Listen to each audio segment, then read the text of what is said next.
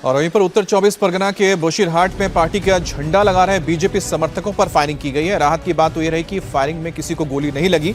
मौके पर मौजूद लोगों ने बताया कि करीब 20 लोगों के एक ग्रुप ने अटैक किया था। इनमें से 3 लोगों ने फायरिंग की, लेकिन पास में सेंट्रल फोर्सेस के जवान तैनात। फायरिंग की आवाज सुनकर कुछ जवान वहां पहुंचे, इसलिए हमला करने वाले भाग गए। बीजेपी समर्थकों पर लगातार हो रहे हमलों के बाद नॉर्थ 24 परगना से बीजेपी विधायक पीयूष कनौडिया अपने गुस्से पर काबू नहीं रख पाए। उन्होंने कहा कि पार्टी ने शांत रहने का आदेश दिया है, वरना तृणमूल कांग्रेस के गुंडों को पता लग जाता कि वो क्या कर सकते हैं।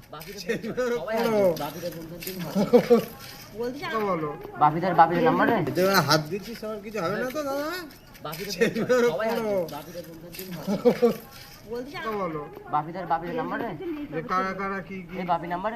बंगाल में चुनावी हिंसा की खबरों के बीच मुर्शिदाबाद के फलार इलाके में बड़ा बम धमाका हुआ है। इसमें एक युवक के दोनों हाथ उड़ गए। बताया जा रहा है कि यह बम धमाका देसी बम बनाते वक्त हुआ। खडेरा गांव में फैजल शेख के घर के पास हुए धमाके में घायल युवक को अस्पताल में भर्ती कराया गया है। तो बंगाल के मुर्शिदाबाद में देसी बम बनाते वक्त ये धमाके की खबर आई। ब्लास्ट की वजह से युवक के दोनों हाथ उड़ गए। सालार इलाके में ये ब्लास्ट हुआ। बंगाल के मुर्शिदाबाद में ये बम धमाका हुआ। पहला सवाल तो यही कि देसी बम बनाया क्यों जा रहा था, और ब्लास्ट जब हुआ उस वक्त जो व्यक्ति ये बम तैयार कर रहा था उसी के दोनों हाथ उड़ गए। ये जबरदस्त धमाका हुआ। पश्चिम बंगाल के अलग अलग इलाकों से इस तरीके की कहीं पर धमाके की, कहीं पर पथराव की, कहीं पर मारपीट की खबरें सामने आ रही है।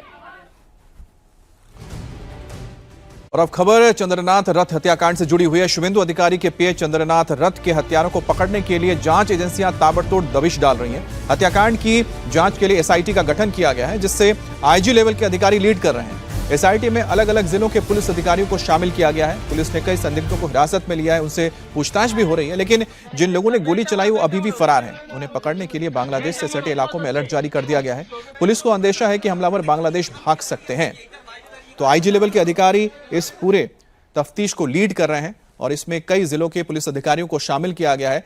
और सबसे बड़ा सवाल है कि हमलावर आखिरकार इस हत्याकांड को अंजाम देने के बाद किस ओर भागे हैं। अंदेशा यह है कि ये भागकर बांग्लादेश की ओर जा सकते हैं, इसलिए बांग्लादेश से सटे इलाकों पर इस वक्त हाई अलर्ट जारी कर दिया गया है। खासतौर पे बोशीरहाट का इलाका है। अब बोशीरहाट के इलाके में दिक्कत यह है कि नदी और नाले यहां पर होने की वजह से पानी का रास्ता है जहां पर फेंसिंग नहीं है। तो ऐसे में इस इलाके से आसानी से कोई भी पार करके दूसरी तरफ सरहद को पार करके जा सकता है, और यही वजह कि यहां पर अलर्ट दिया गया है। इसके अलावा पुलिस की कोशिश यह है कि सीसीटीवी के जरिए जो चेहरे सामने आए उनको देखा जाए, उनके बारे में और जानकारी जुटाई जाए और उन हमलावरों तक पहुंचा जाए।